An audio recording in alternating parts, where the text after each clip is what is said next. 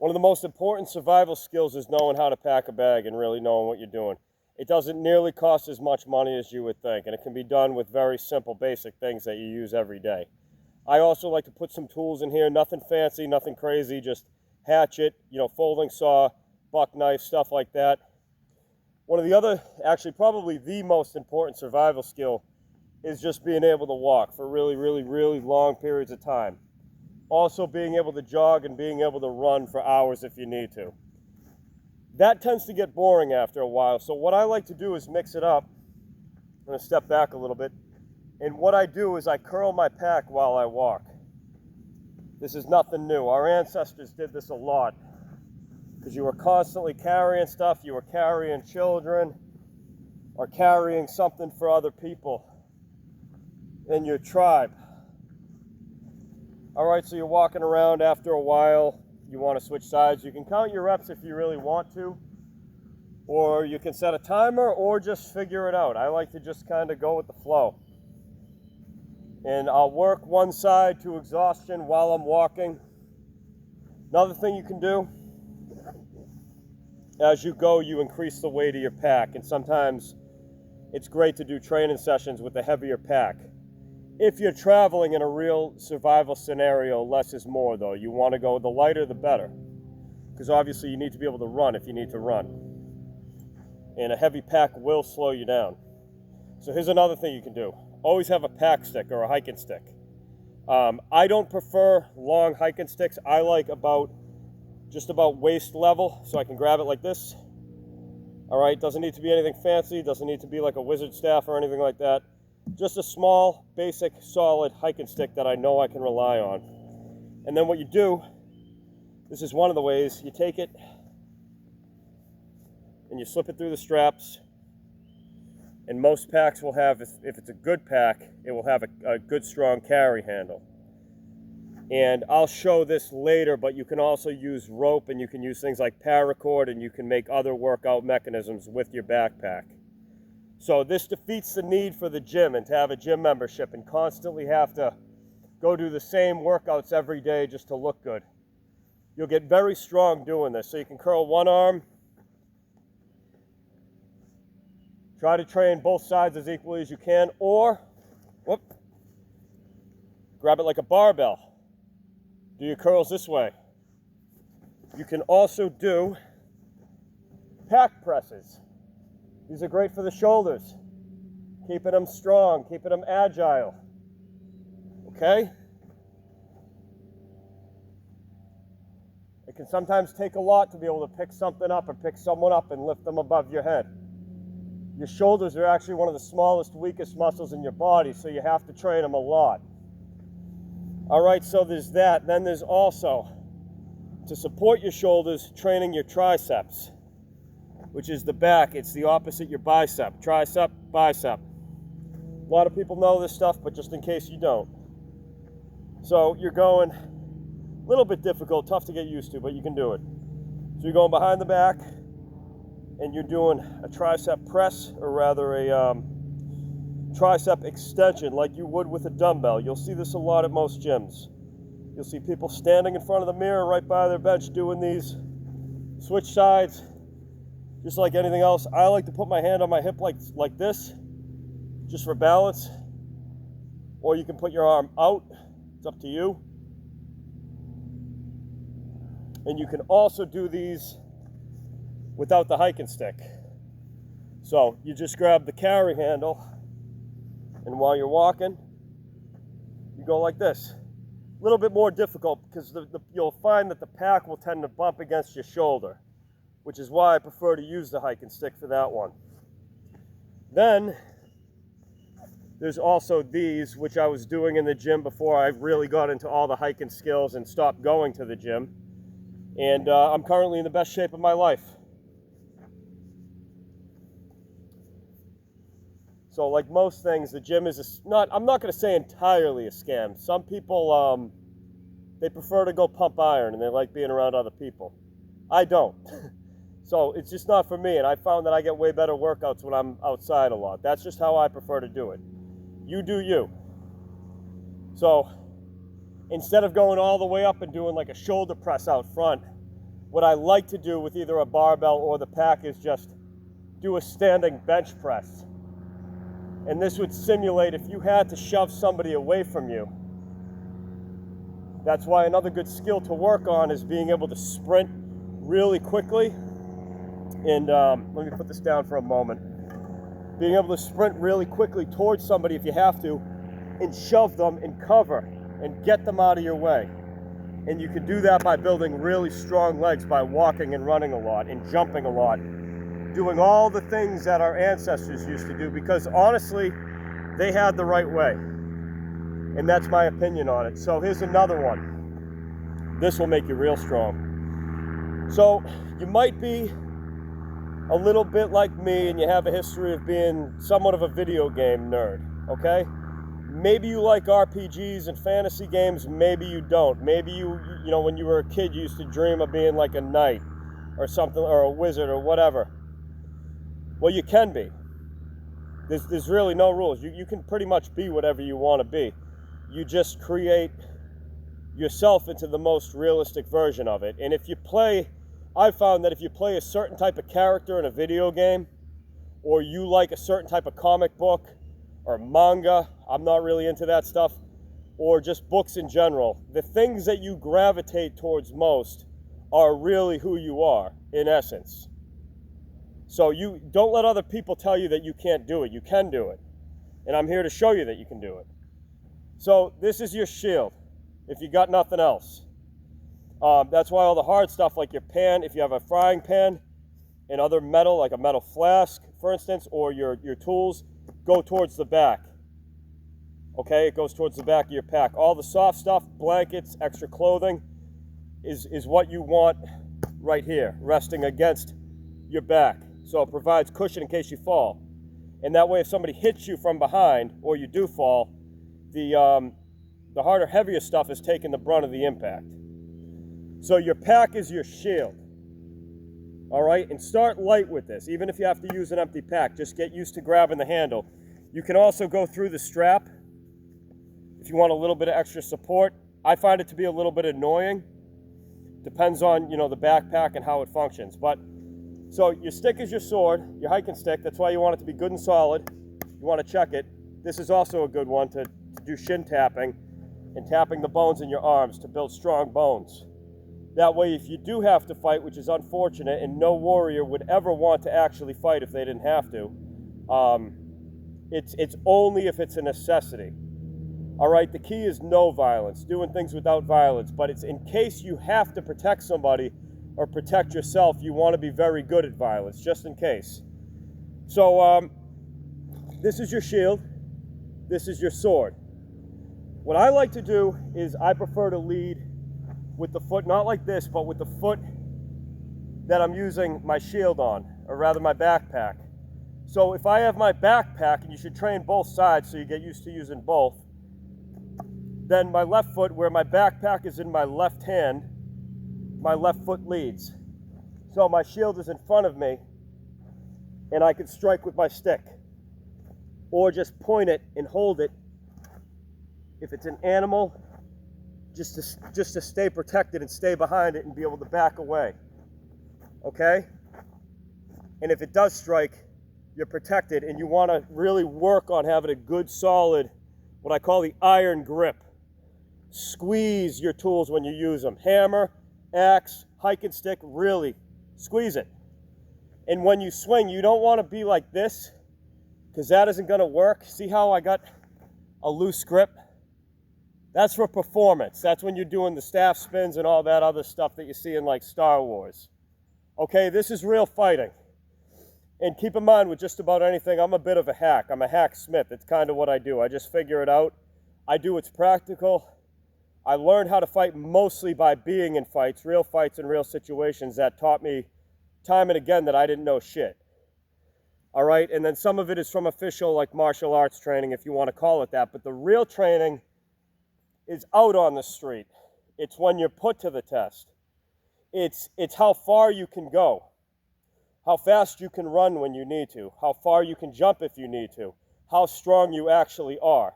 It's not going to matter if you can do all these fancy spins and be like, whoa, yo, whoa. Nobody, especially who's way bigger and stronger than you, is going to get away from you like that. You want to really be solid.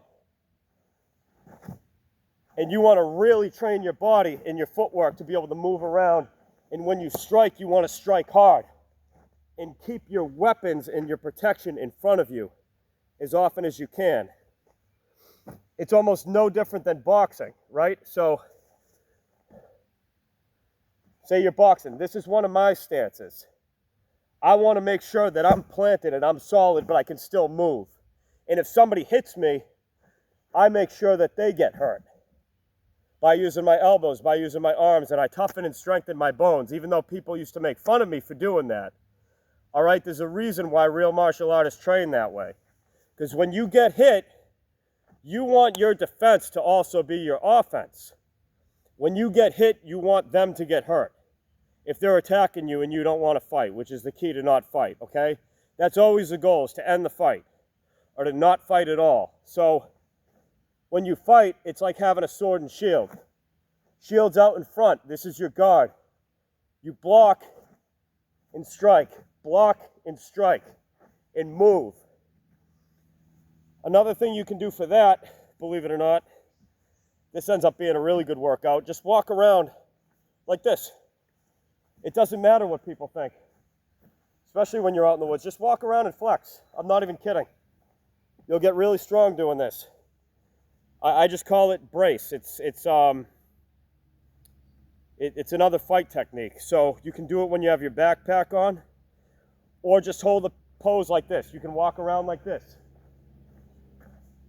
If people make fun of you, who gives a shit? You'll be strong and they won't. When you run, say you're going for a jog. A lot of you probably jog, right? Most people do, I think. So see what I'm doing? It's not to show off. I could be all loose like that, and that's fine. Being fluid is a style. But if you want to get a really good, muscular system workout while you're jogging or while you're sprinting or while you're walking, flex all your muscles. Flex your abs, flex your chest, shoulders, arms, legs, everything. As many of them as you can.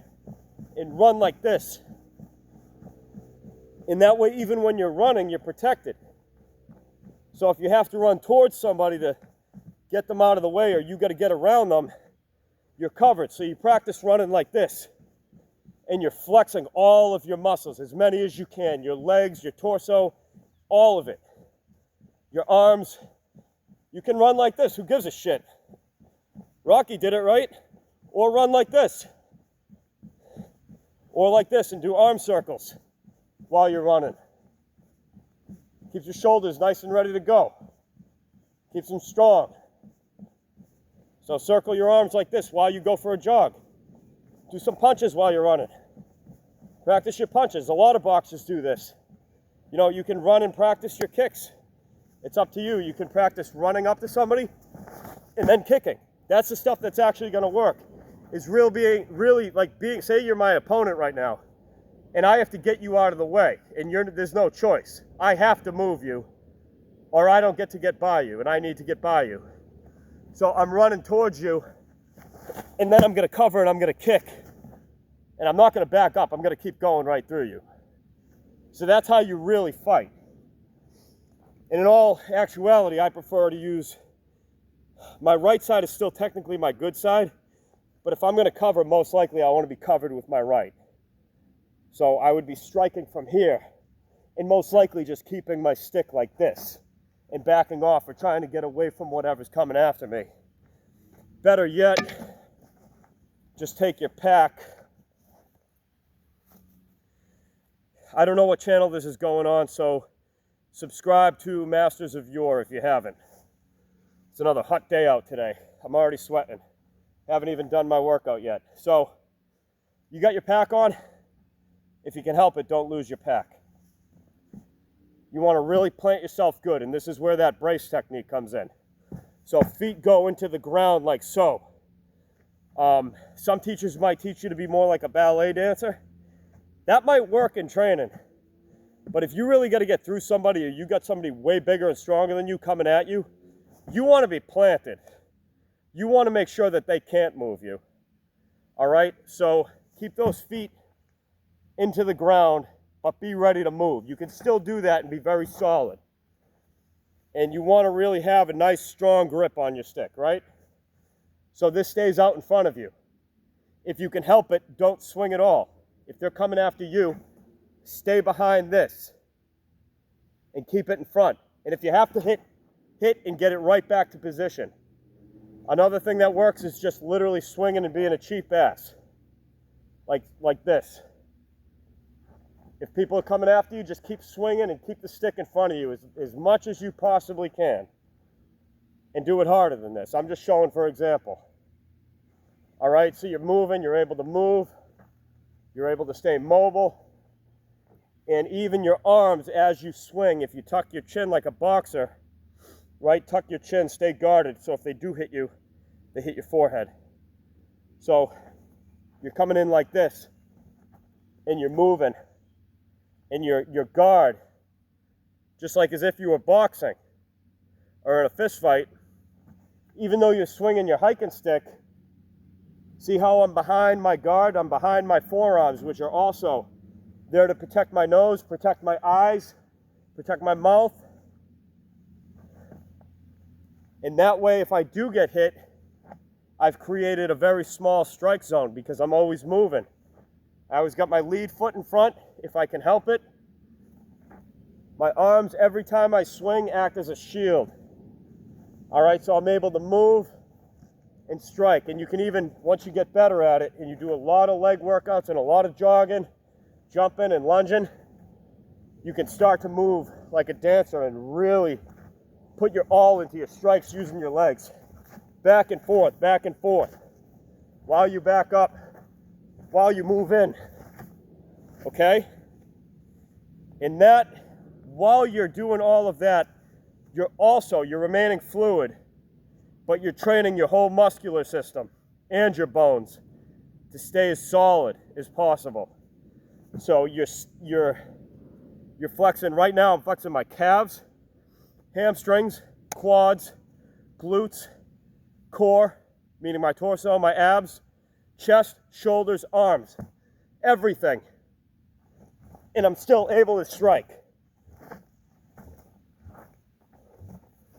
And it actually takes a while to build the energy to be able to do that.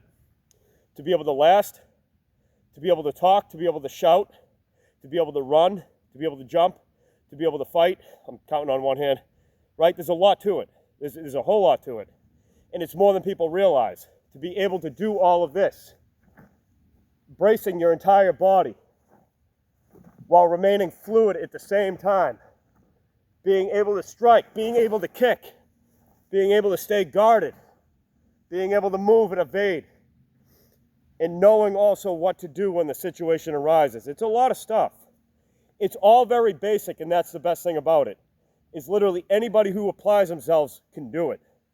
You could do it, but it's going to take you many years, most likely. And that's okay, because why wait? The best time was probably years ago, but the second best would be right now. So why wait? Why not just get out, even if it's a hot day, who gives a shit? Just sweat. Just sweat. Just get outside and sweat. It's good for you. Go for that jog. My whole body's sore from, I think it was a 10-mile jog the other night, something like that. Nothing crazy. I didn't even have gear, no backpack. But my legs from training earlier before that, my calves especially, are fairly sore. And you even need time to rest your cardiovascular system. Your lungs need to heal from all of that activity. All right, so train in the heat, train in the cold, get used to it.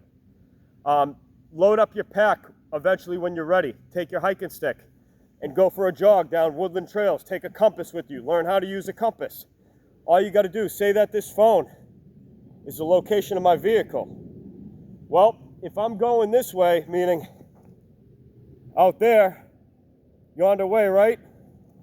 I'm taking out my compass and I'm finding out the exact location of my car to the exact degree, right? So then I'm going to set my compass wheel to that degree and I'm going to remember it or write it down or something. And then now as I'm going this way, as long as I don't cross over that imaginary line where my vehicle is, I'm good. So I can set my compass wherever I want to travel that way. all I got to remember with the compass is my return, or rather return azimuth.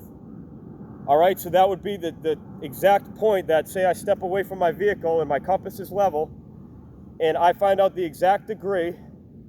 You know, you got your magnetic north needle pointing exactly in that direction, right? Right in the shed.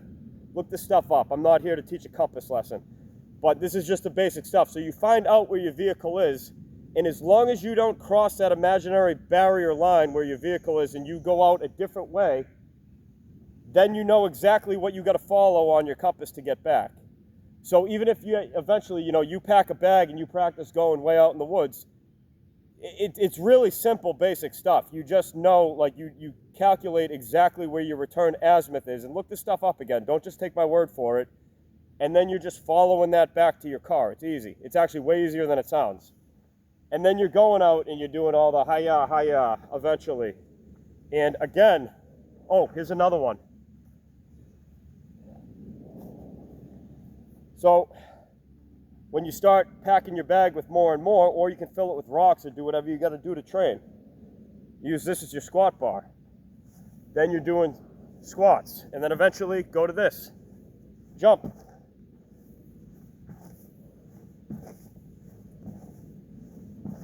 This is how you get really fit. And then when you're on trails, you can do stuff like this. I like to do this. Step to the side, step to the other side. Like so. Really good for the leg muscles. And then do it going backwards. Okay? So you're training legs, you're training arms, you're training your cardiovascular system, you're training your whole muscular system while you're out on a walk. Could only take like an hour or two, and you get a pretty damn good workout in. Pretty good. Realistically, you want to build up to 6 to 8 hour sessions. I'm not joking. You really want to build up to 6 to 8 hours. You want to at least be able to walk consistently 8 hours a day without being too tired and without being too sore, and that's also in the heat with your gear. That's the goal, being able to walk about 8 hours a day at least. So any questions? Subscribe to Masters of Yore. Please leave it in the comments. Spitting everywhere. I'm sweating. It's hot out. It is what it is. And there'll be more on the horizon, hopefully. All right? Thank you for watching. Peace, and keep training.